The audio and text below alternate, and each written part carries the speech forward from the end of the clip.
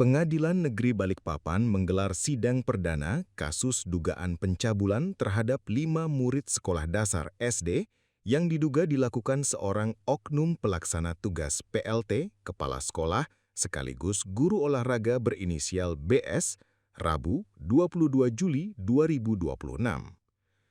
Sidang dengan nomor perkara 373-PIT-SUS-2026 tersebut dimulai tepat pukul 14.02 WITA dan berlangsung secara tertutup.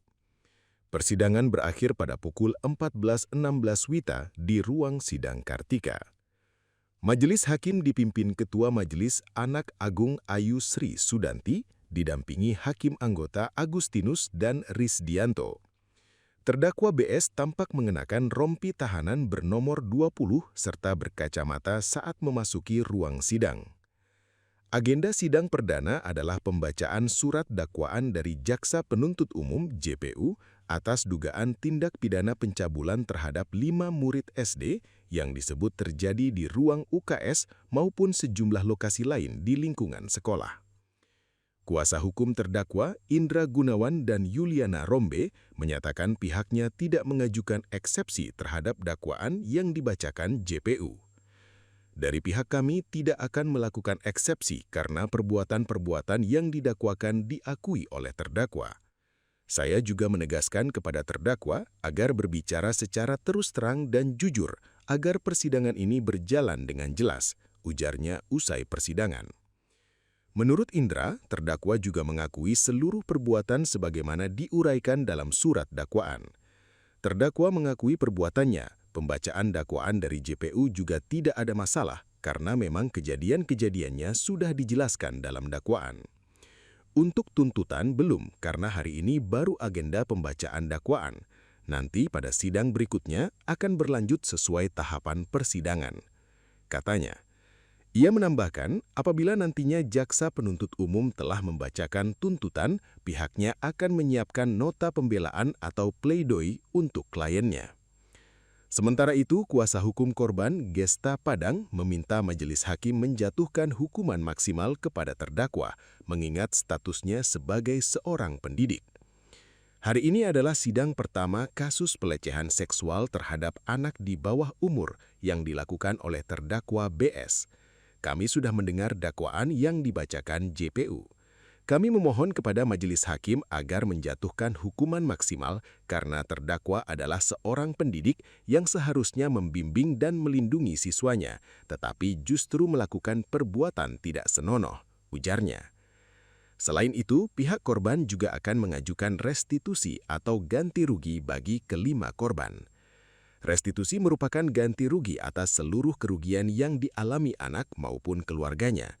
Nilainya akan kami susun berdasarkan kerugian yang dialami masing-masing korban, sehingga besarannya bisa berbeda antara satu korban dengan korban lainnya, jelas Gesta. Persidangan akan kembali dilanjutkan pekan depan dengan agenda berikutnya sesuai tahapan proses persidangan. Jadi tadi sidang sudah berlangsung, sidang pembacaan dakwaan oleh majelis hakim.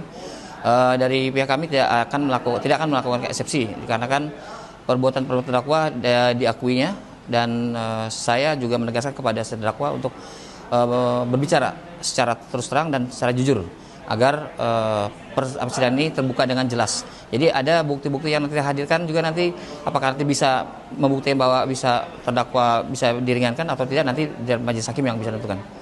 Berarti memang terdakwa sendiri mengakui perbuatannya? Ya, terdakwa mengakui. Tadi pembacaan dakwaan dari JPU sendiri seperti apa? Tidak masalah, jadi memang perbuatan kejadiannya sudah dijelaskan dalam dakwaan dan tadi si terdakwa juga mengakui bahwa perbuatan itu memang dia lakukan. Sudah dibacakan mungkin untuk tuntutan dari JPU sendiri? Kalau untuk tuntutan nanti belum, karena ada acara sidang berikutnya. Oh, hari ini cuma pembacaan dakwaan? Hanya dakwaan, kalau nanti minggu depan. Kalau ada tuntutan kami pasti akan melakukan pleidoy, akan pembelaan untuk klien kami.